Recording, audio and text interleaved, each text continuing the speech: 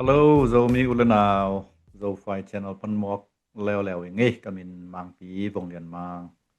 Ina tu ni ya interview ball pi ding pen sia khai na chi beng ina. Dr. Tom Chen Khai, Reverend Dr. Tom Chen Khai ina. Ama pen iminam sunga biang na lama zong makai. Tulay takina pasta semi ina den tiang asep na po pi min pongong genen chen. Yang ina ang naute de na America kham kia kham naute bang zong ko lei sangka ko akipan tan tung na ding tampi takte na gal kap tum ina ko lei sangsap ko nom tom ding kia akipan pil na sep na sente na ngina hiu hena ตัวด้านเปลี่ยนของมันอนาตอนตอนตาคุมสอบบาลเซมเคนเฮนarmy ซุงะเgal kapซุงซงreserve ตัวเจ้านะเช็คเลนเจนะarmy day pasta ที่ไหนนี่ให้เตลใบดีนะตัวจะมาเสร็จลายตานันเป็นคำลวินะ university ปีก็เลยปีของซงหงตัวของซงมาขายปีเซมเฮนะนาปีตะกินะลงรถไว้มาบ้านก็ลงรถมาเฮนะซงประกาศตุนเป็นคุมสอมของนาบ้าตุนตาเฮนะฮังya pa achievement ที่ไหนนี่เสียป้าสิบลัดเป็นเซมโลเวอร์โลตัวที่หมอกเป็นเสียป้าอันเชียนโซนาโซนากินแล้วไม่ซงกลุ่มเป็นเซมนากัลกับส่งเซมนาซงเปอร์เซ็นต์เซมนาเดียวมันเซมนาโป่งปันอันพี่ตักอากิฮลนาไอเตียงกุยจิรานี่นะที่เตียงตรงที่เยี่ยมที่เป็นลงรถไว้สเปลมาอย่างเงี้ยนะตัมพี่ตักเดินทางมาตกปันเซนดิกดิ่งให้มันนะเสียป้าผู้นางเงินนะกับคนเด็กตักทั้งเสียปันจงเอาคนห้องใหญ่นะตัวนี้ถ้าเดียวเทดิ่งเฮียมลงดำเปี้ยวไหมดอกทักทายคุณน้องเปียกลงดำสิ่งผ้าอันนี้ตักผ้าให้ลำเบิ่งแค่นี้นี่ตักลำหม้อนั่งเปลี่ยนมาเบกรองตมองเกนินลาคุณบักษะตุนยะเป็นบาของรัฐตัวแก่เจียงตอมคัดอุเรียนปีของตัวกี่บอกจะนะฮะนักกุมตักตังเกนแล้วจะล้อมจันตัวต้นสองสักโอเคเข้าผมพันนะเบกรอง production ต่อพันในเทียโอเคตัวเด็กคอมเมนต์เป็นท่วมจินคายเห็นนะข้าเพียนนักเรียนบอกหลักหัวมั่วสิยังกลัวแต่เชียงนี่นะประคันเขียนหน้าตรงสิยังกลัวตานซ้อมเจียงมั่วยังสังกะนะตกที่สุดนะมุนเบิกพี่ตัวก้อยชินเจแต่เชียงนี่แต่งเบลตัวไหลจากแมริแลนด์นะมั่วแมริแลนด์Elguit ขวาแตงก็อินกวนมั่วอินกวนเห็นล้อมนูไอซงตาบังจานี่ที่เขาต้องต้องเรียนหลายไก่สีเป็นมังลำนวมเห็นนะอาปาเป็นคำขวาเป็นปุ่มจางปันขอสุนมั่วลงเห็นอนุเป็นถูกลายปั้นหงกหวยอาปามินเบอร์จินเดนเปาretired มั่วเห็นอามาตุไลตักเบอร์กอละอมเวนกอละเป็นอินพิวอินยังเซมจังกิตก้อยเอนะก็สิตะเป็นตะดิมสังกะกะอุนไลตะกะสังกะคอมินตัวปนะผู้สามเอ็นอากิตัวกันสังอิสังมันสังมันคิดเหรียญคิดแดงหิ้วนี่นี่ต้นนาวบังษะตมนาวเป็นงุกหิงม่อมาเลตะปาขัดนี่นะขัดเบลองลาลินตัวเบลตะปาเบลหินม่อแต่อันนี้นะมีเช่นกระเสบไหลตะกว่าดำโลนาโตโนเฮดำโลนาโตตัวนาวลาลินตัวเบลหิงโลสอกเวนม่อหิงเบลงกเฮแบบอังเออินเอาเป็นกลุ่มบังซาเฮียเนวเป็นกลุ่มบังซาอุเป็นกลุ่มซ้อมนี่และสังอีกไปซ้อมนี่และสังอีอันเนวซ้อมและทุ่มซ้อมนี่และสังอีไอ้หมอกเลเวลนงาเบ็ดคำโลวันของตอนนี้ที่ตัดดิ่งให้มั้งที่ตัดดิ่งUniversity ของมัน full time นะแซม ตัวไหลตักมาสายงกะมอตัวไหลตักอันเดbang nam pe ma nge no en kon pe tiam lama jang pasien ru pham tia it siapa toile ki dong to pa le ham tu na ya asang man na panen na pan ni na pe we na social media ของไม่จงตวมๆpanen na o so ke ina i feel ที่ขัดนามันนาตัวขัดซาหังinaตัวto ki sai ความพรองเกนที่แล้วจันกลแก่หังเอตัว Doctor Philosophy amal Oxford ได้อี tutoring method มออักจังอี US สัง base มออี Dayton Tennessee อมินะI mean เป็นนิดังเบล Oxford Graduate School กิจินI mean องไลค์กิน Omega Graduate School จีนะตัว Omega ยองเป็น Oxford method อักจังมอสังจีนะ American Center for Religion and Society นิดังเบลตัวด้านจีนะตัวนายจัง American Center for the Research in Social Sciences จีนตัวเป็น UK มัดปุงอักกิเตนหินเป็นsummer ขัดตามอ Oxford University อักกิไป in Oxford เตโตหน้าแสมของมอ Oxford University เตตัวนุ่งจงตัวที่22 Oxford ว่าไปแวงอินตัว Wycliffe Hall ตัวแต่งsummer เป็นว่ไปมอด้านเห็นตัวด้าน research center ปีคัดเหตุอินที่เป็นคุยลำสัมไปสิระดับถึง education ลำสัมโมไอเกลเบียกนาseminary เบลฮิโลมอ graduate school เห็นgraduate school ไอฮัง Christian base professor เตตำจบเป็น Christian vive เห็นมาfocus เป็น social science research มอ social sciences ที่จัง religion ยงปาตัวจังอินะeducation ยงปา science ยงปาเห็นตัวตำจบังเป็นคุมปีจุมาเซมตำจ classmate เตมอคุมปีเซมวิเวหินะ research board วิเวตัวจังที่Caribbean งำปันเตจงตำมอเป็นตัวนั้นresearch อักบอลที่ตัวจังmaster และ doctorate level ที่นะbachelor ในตัวมอ in graduate school ที่มาบังmas MLit ที่นะ master of letter และ Doctor Philosophy มอ DPhil ตัวเตนี่อดีกะมาอี degree program ที่เบลตัวขัดจะกัวสองเงี้ยและขัดอากิปันกินมอตัวเป็กPhD อากิออฟากินินlong term long standing มอ long standing PhD สังกัดที่มา MLit และ PhD มอ DPhil กิจิน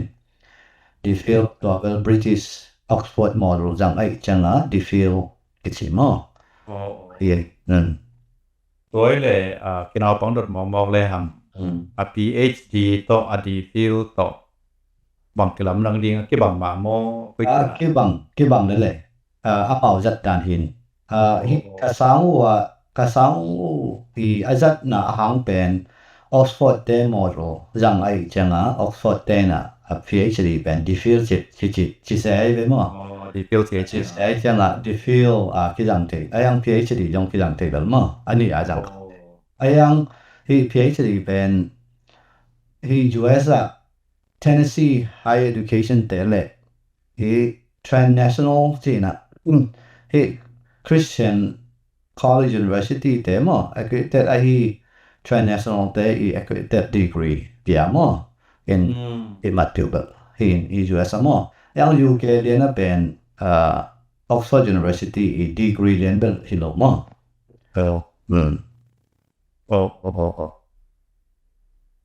ngom hange thupi sapel mai nge in hi doctorate kele ina dissertation chi ma saran kat ma dong ken walam sam to ki sai atulu bang dan hia to tung to ni na bang ten mi pin au tang tel thei ding tel bai ding na bang ten patom nom thei ding yam chi nan research get idea research เป็น social science research เป็นนี่เบกอมินน้ำนี่อมินะตัวเป็น qualitative research และ quantitative research นำนี่เอามินะตัวเกียเป็น quantitative เจนะ statistic ตัว report หมดแงะๆมั้งตัวอิงดาวกันประกอบตัวที่นะเกี่ยวกับ research เป็นบางอย่างที่แหละ social science research in social research ก็จีนะตัวสงะเกี่ยวกับ study เป็น correlation study มั้ง correlation of immigration trauma and post traumatic growth ก็จีนตัวเป็น immigration trauma and post traumatic growth among diaspora Myanmar churches ที่ DC ที่มาพอปีถึง study ball ตัวก็โฟกัสเป็นบางอย่างที่แหละ immigration trauma immigration trauma ที่แต่อามาmigrant ดำจะเป็นก็มาเปลี่ยนให้ไหมที่เปลี่ยนจังสุดจังไปจังเป็นอันตัวมาดำหักษณะที่ผู้ขายเว้ก็ใส่ที่ดำจะเป็น English มั้งเป็น language limitation มันอีทำสัตว์พูดนาแต่ตัวที่จัง cultural ที่บ้านเรามันพูดนาแต่มั้ง immigration status ในโลกมันที่พูดนาแต่ตัวที่จัง inland pork รถมันทำสัตว์ไหนพวกข้างนาแต่มั้งตัวจังเสพนามุนอีกำเป้าจริงเลยมันไอ้เกล่อีmigrant ที่มันตัวไอ้เกล่ culture ที่บ้านเรามันโดยด้านผู้ค้าเกี่ยวไม่ไว้มั้งก็มาเป็นค้าที่นี่ตัวแต่งเกี่ยว research ไอ้เว้ยลงรูดไว้ตรงมันเจกินโอ้ยนะนาคัดเปล่าเขาชุดกิจจังมีเป็น bias กันเองไอ้ยบอกสังกัดว่ากี่เป็นอาเซียนมีเฮงน่ะนี่เป็นกอลัมปันไปเกจจังกิสิมเห็นแต่ที่คนอมเทดิงเฮ็ดมั้งตัวเป็นนัมบัตตัวที่8เรียนกูโลกที่จงกิการซาเทตัวแต่ตักจงตัวด้านหงกิเสสันเทตัวแต่อมาเสสันนาจงเป็นอมางี้นาเดลคดิงินยาดิงเป็นหักษากิสักเทมอตัวด้านหักษณะผูกขับนะตัวคิดแต่อีไปอีงำมาอันจงอามาอีกบางเชีย abusive ไอ้เกเลtoxic leadership น้อยจงมอกให้จังมั้งอย่างตุนจังลงซิมขัดเป็นลงกิมโลปะไปไอ้จงมั้งเป็นแต่ลงกิมโลปะไปใช่มั้ยตัวไรสิดัดขัดมั้งนำปันลงตัวที่เฮ็ดเจียดอกกิงนำนาลงสิมปะตัวด้านค่ะปะเทตัวแต่อันนี้แล้วจังอามาเข้าสิกิตัวเลยจังไอ้อุปดีตนี่แล้วมั้งสิแต่ปอปัตตมนาตั้งพิทักษ์คมเทนเจที่เป็นเอาต่างนี่นะตัวสุงว่าตัวสุงว่าทุกปีเป็น cultural dissonance เป็นหักษะเป็นตัวทรงเต็งปันมั้งที่อังลาทรงเต็งปัน cultural dissonance เป็นหักษะกิสเป็นให้ cultural dissonance จีเจียงอีเป่า cultural dissonance จีเจียงเองนาคิบังโลนาคิบังโลไอ้จังตัวนี้นาคิบังโลนายไอ้หักษะดำคิภูเก็ตเป็นมั้งที่เป็นที่ research ตรงปันกมุกแค่ดูที่การ research ที่ result มั้งตัวและตัว cultural พักษณะบางแต่เป้าเลยชกที่หมายได้มาเตลใบดีนะตัวเป็นกุยจิรานะการตันเทดิงเต็นตันเก็บยากูลมอกิลกูลมอกุยจิรานลัมเปียมเทดิงที่ cultural dissonance ไอ้จงตัว trauma ถึงเข้มเป็น post traumatic growth จีนะตัวคิดบางจิดานะเราตัวถึงยังมั้งข้ามถึงยังovercome เป็น correlation study ก็จีมาบางที่ immigration trauma และ post traumatic growth อามาวิ domain นี่เอาไม่นะตัวเต็นนี่คิดจบนาเป็น correlation study ก็เจ๋งตัว correlation study ตัวด้านจังที่แต่งเข้มเป็นการตัวนี้ดิ้งเป็นนับบัดขันอีนุ่นตักอามันในลำอิตาลีทุปีมั้งเลยอิตาลีดิ้งทุปีกว่าก็ยังที่หัวไม่จงกิสัมมามั้งบางจิดันที่ตัวนั้นตามเราบางเป็นที่ immigration trauma หางบางอินงจงที่ยังที่เลย suicidal จงตัวกิจมที่ตัวกิจดังตัวมั้งที่ conflict ตัวยังกิจมที่ ตัวมีน่ะตัวเต็งเข้มเปียวอีโซนะดิงอ่ะบางหางอ่ะมีขัดน่ะอินุนตากนาเป็นเปอร์เซ็นต์ของเปลี่ยนสักมั่งเปอร์เซ็นต์นี้ของก้อยนาเป็นบางจะมันในเฮียนจิอิเตลดิงทุกีตัวอิเตลน่ะตัวน่ะอิมันในน่ะอิมันในลำกิเตลินตัวอิมันในน่ะตรงตัวน่ะที่เต็งเข้มเปียวเป็นอากิโซโตดิงตัวเจ้งขาทัวจงกิโซโตมั่งขาทัวกิโซโตอินอย่างเด็กนายนะพอปีแก feel target population เป็นพอปี elder เตเลดีกันเตไอเบin พอปี elder เลดีกันพอปีเนี่ย study board in this area นะเนี่ยไอ้คนงมีก็เช่นที่จงไอ้มาเช่นที่จงตัวเช่นนี้นะก็ยันไอ้ที่จงก็ไอ้ที่จงไอ้จงมีที่จงมาตัวเนี่ยอากิบังโลพอปีเนี่ย study กับบอลน่ะส่งอ่ะตัว result เป็นบางอย่างสิละตั้มจอยบางห้างนี่นะพอปีส่งอ่ะบ่อยนะเด่น10 centเด่นป้าเดภาษาคิกาบางทีบ่อยเด่นอีเหี้ยมมั้งบางimmigrant พอปีเด่นบ่อยเด่นอีเหี้ยมที่เด่นคิกจังที่ trauma เด่นห้าง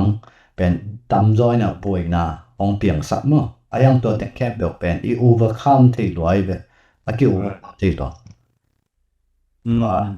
ตัวเบลเกมาอีresearch อี result พอขัดกันนะมั้งตาดันเทลงดูไว้เป้าหมายเจอเดียกกินนะฮีพอลพิสงบ่อยนะบังบังของ personally ตัมปิตักตัวกินตาคุยอ่ะพอลพิสงเป็นอีไว้จิบเปลี่ยนใช่ไหมเนี่ยกี่เกณฑ์ต้องกี่เกณฑ์โลตัวเองอีโรลของตรงมีกับแต่นะกิจกรรมตั้งหน้าของตรงผมเองเสียเต้นสมเมาไปปีนด่านอารมณ์เองพอพิวประเต้นสำละยังไงสุดนาคัดนมจีคาเทตัวที่กาลาadjusting บ่ตันไปตะผมนี่ให้หมอเป็นก็เรายิมลายากิมาไกเสียเป็นตัวมันก็ตุนตักเจียงนาเสมกอมสังกาก็ไม่ส่งตัวมีหุ้นงาด่านเป็นกอลมตะกี้บังนอตะกี้บังนั่นเนาะเสียเตลำปานินาส่ง adjust ของบอลกูที่คาดิงอุปลำเตมาไกลำเตปานินาส่งอเมริกาเลยตั้งตัวตัวเป็นนักกุยชีลิงที่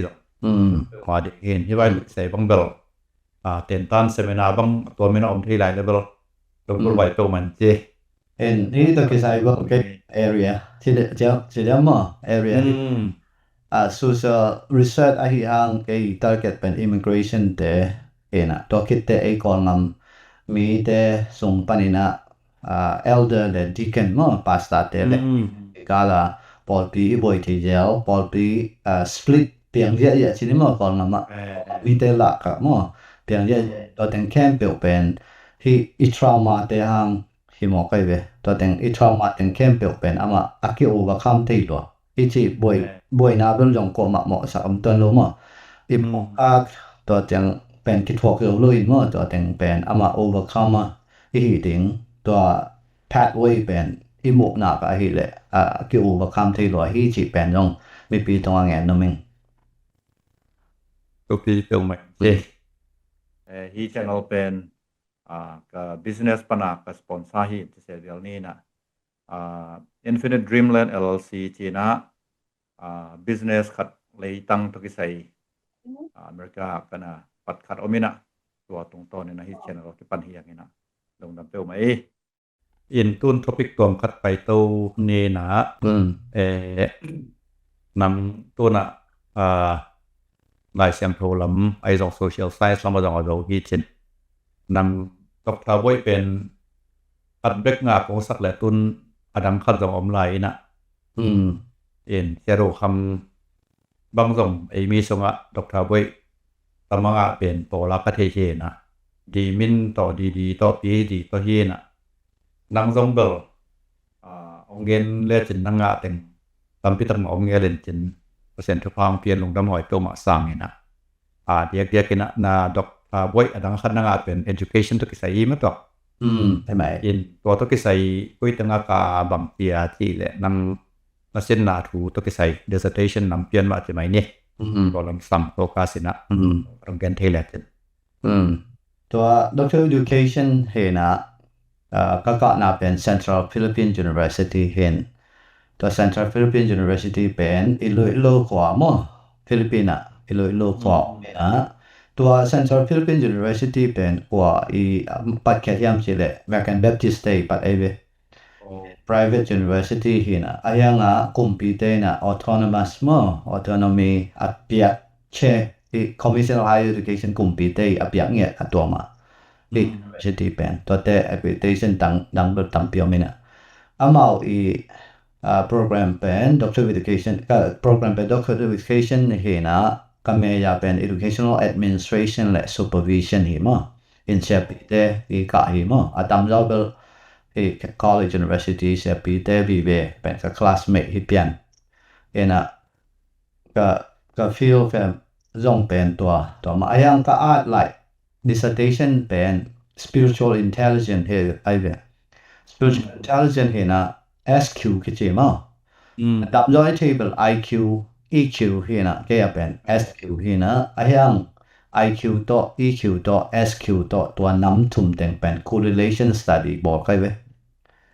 correlation study บอกเลยนะตัว correlation study เป็น question เป็น questionnaire เป็นจาเลยสองsocial research มาให้เจริญตัวจงเป็น quantitative research มาให้นะตัวก็ research เป็นก็ field มั้งที่ target group เป็นยังคงมาหลายชั้นทุกสัง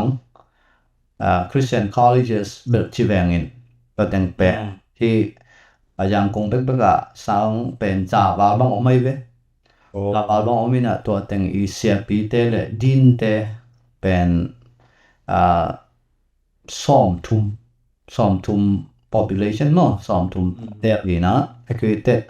สังปอขัดต่อคริกเตโลสังปอขัดต่อ MIT ปาวันมั้งตั้งแค่ไม่ต่อตัวเชียงฟิลิปปินส์เป็นที่ทุยภูมิเตprivate university นี่เอาไม่เว้ Rojas มุนะuniversity ก็เลยก็มากันนะ Central Philippine University เตdepartment head เตเลยdean แต่งแคมเปลยงก็ respondent ไอ้เว้ตัวแต่งแคม respond ตรงตัวนะก็ research ball เป็น spiritual intelligence among selected administrators of Christian colleges in Yangon and Panay Island Philippines Baptist colleges in Panay Island Philippines in นำนี่ correlation study บอกมั้งบางทีนะคอลกัมเปเคโลว่าฟิลิปปินส์ตัวเต็กเต็กก็ที่เป็นบางทีด้านเฮียมspiritual intelligence เตamount intelligence level เป็นบางทีที่ลำดังเฮียมจีเทน้องกระจังฟิลิปปินส์นะเทเบิลบาตายChristian ไอ้ที่Roman Catholic ไอ้จังมาหาจอดที่นี่มั้งบอกลำเป็น Buddhist context ที่นะอย่างตัวผมไอ้จัง Christian population เป็นตอมร้อยนะงานแต่ไหนนะที่ CPSM แต่ภาษาตำรวจมั้งหนุ่มไม่ตำรวจที่เตฟิลิปปินส์เป็นภาษาเละหนุ่มไม่เป็นคิมเลือดจีดันมั้งก่อนลำเป็นภาษา CPSM ตำรวจมั้งresearch ตรงตัวนะตัวเชียง intelligence level เป็น religious training สังอีกมันนะSQ สังจอมไอ้เกลเปลี่ยนปี SQ เฮียมจิตเทนมเห็นนะ research ก็บอกเจresult เป็นบางเฮียมจิตเลยที่หลายชั้นทุกสังกับไอ้เกล theological education กับChristian University กับมันนะSQ เป็นสังจอที่ตัวโลกเป็นมงเขียตัวกันเก่งนะหลายจังทุกสังตั้งปีสินหังSQ ที่เดียค่าintelligent มั้งเทคนิคเนี่ยสังจอมั้งสังจอโลกที่กับ research ก็บอกเตสังจอที่บางตัวโลกพอคัดเป็นอามาเงียมั้งเจสุงปาตัวปาอาสานะฮิเลค่าทัวเทคนิคเป็นสังเว่ที่มันนี่ตัวโลกมั้งตัวเตพอคัดเป็น vision นี่นะ vision แบบต่างปีนี่นะไอ้ยังสุงปันอันนี้ intelligent เป็น vision อันนี้หมอข้างอันนี้ลูกตั้งปีตะกมที่เป็นมุขยาตัวไอ้จังที่ขาดทัว IQ EQ SQ ที่ก็ research ก็บอกแต่ IQ อีสานมันองเมียนที่บางลง ยาไคนุงเป็น10 ปัน 25% แต่ก็ไม่เว้ย แล้วเช่น EQ ตัวเป็น EQ เป็นองเมียนมุตำจอมเลยจัง Harvard บางปนังมุเขตเป็นสิบวยองเมียนตำจอเป็น IQ สังเตจะลวินะ EQ สังเต emotional emotional intelligence มั้งแต่ SQ อสังเป็นเป็นอะไรเว้ย SQ อสังเป็นอามาที่socialize ไปกี่ลวินะอามาขาดทั่วจงสิการไหนมั้ง discipline ena ama set na ball na khat pe pe wa ong mien na pen SQ sang le pen hoi pen to pen mo i ตัวile ตัวที่นาด้านกี่เห็นตรงเรื่องตัวเป็น SQ บางกันนั้นนาด้านตัวตรงเรื่องตัว SQ ว่าคันไทหนังมีพี่เอาตังเตลลีนะวิตามินบางอย่างมันดีเลยบางนี่แหละบางคนเลย SQ ที่หานังบางทุปีเป็นแฮมจีเลยน้ำมันขันนะยังสุ่งปาโตปาสันน้ำทุปีเป็นpersonal relationship มั้งpasien ยังสุ่งต่อ personal relationship อันนี้ขัดเองนะอามาspirituality จีเดียขาดอยู่เนี่ยสังปีกะตะกี้เลยกะตะเลยมั้งหลายสังทูว่าสังปีอสินหางอามาขาดทั่วสังปะยองที่ตัวโลกจีเป็นก็หมดแค่ได้เลยโดยจะมีแค่เปลี่ยนเป็นที่ขาดทั่วspiritual presence in area ลีหินะ quadrant จีนมั้งตัว quadrant ลีเป็นอมินะตัวสงะ self awareness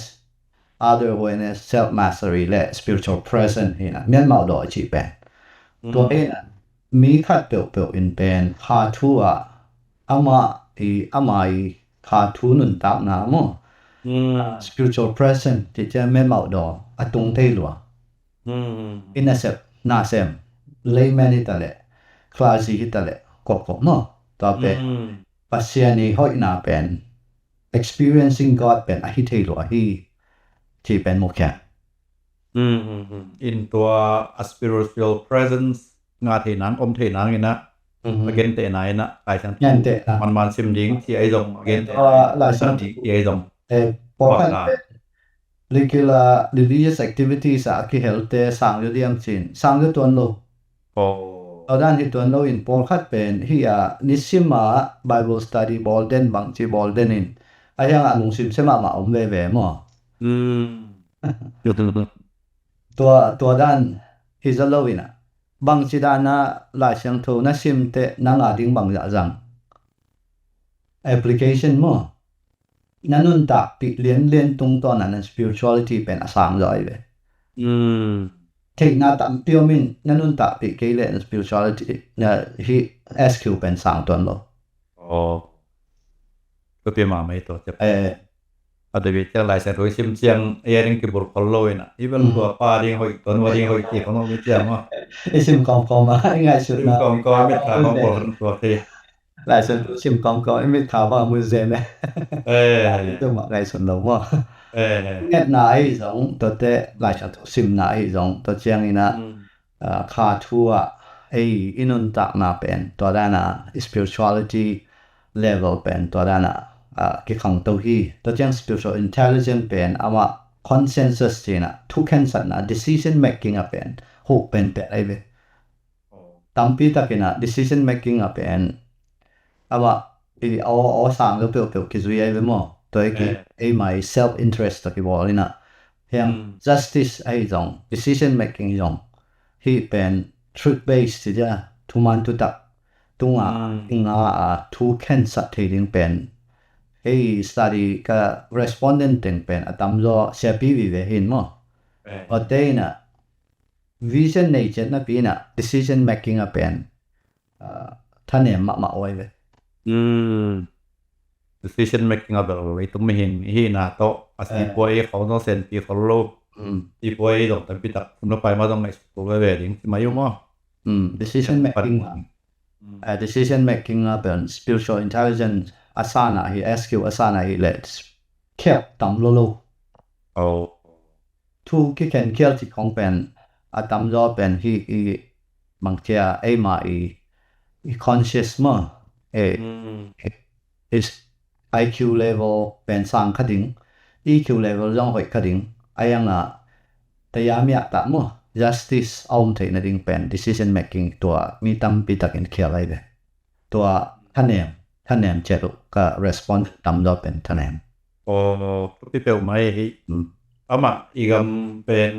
เรียกกันนะกอลกำของเรียกนักลำสงไอจงอีคำตุงจะกำของจงอีมาไกเตเป็นภาษาเตมาจงมาฮิเวเรวที่หมอคุยอามาวีสมเช็ดอามาวีเกินสัตนาตรงตัวนาตรงนาตามพิทักไปยีนไอกำสงะบ่อยนายจงคันโตนายจงตามพิทักอมเตเป็นตัวนักเกณฑ์มาต่อไอEQ SQ ตรงตัวนักเกณฑ์หมอกินตามพิทักเปียวไม่ไกตามพิทักเตนะตัว SQ สองปีเพียงในเทดิมาต่อลงบอลไว้ตัวเลยอันเอาผมไว้ที่ดงปักเลยฮังฟิลิปปินส์เตเลยอกอลกำลำเตริซัสนบอลนาตรงตัวนี่นะกัวเต SQ สามตัวเยี่ยมจีเงินเดียวอาสังจอเนียมจอสร้างนี่นะอาตามจออีกคนนำเบลปัสเอาเตมอินดอนไอเวดิลิชิเป็นฟิลิปปินส์เตเบลอีควอลีมโอลิมเปียนเนี่ยนะ SQ อาสังจอเนียมจอจีเดนเบลอาก็สังจอจีสถิติตัวรีพอร์ตที่บอกที่นะสถิติเรียนเบลลดงะเกนมั้งอายังไม่นะfinal finding เป็นบางอย่างจีเลยโอเค board ที่ตะเลfaculty ที่ตะเล administration ที่ตะเลคัดเปิด decision making เป็น awareness มาดิ่งตัวเป็นมุขยานที่เป็นตัวที่ research เป็นก็ Central Philippines University เต้นจงบอลงงี้เลยเกี่ยวกับบอลตรงคิดเตะคัดเลยเอา faculty ถึงเข้มเป็น research บอลคิดอะไรไว้เป็นเกี่ยวมา research ก่อนโอ้ตัวเลยมาต้องทำพิธีกรรมเอาคำตัวนี้ให้รู้คำตัวเต็มตัวเลยฟิลทักเพียลโมกันนั่งมาบนฟิลทักกันที่ Central Philippines University ก็บอลเป็นฟิลทักกันดีนะที่ฉันบังเป็นเอา library ส่งมีแค่เปียวซิมดิ้งอย่าละก็อีกขึ้นไว้ไอ้เว้ยปีเปียวไม่เสียงลงดำเปียวมาไงเห็นตัวนี้ตัวซาเสียงจีนี่นะ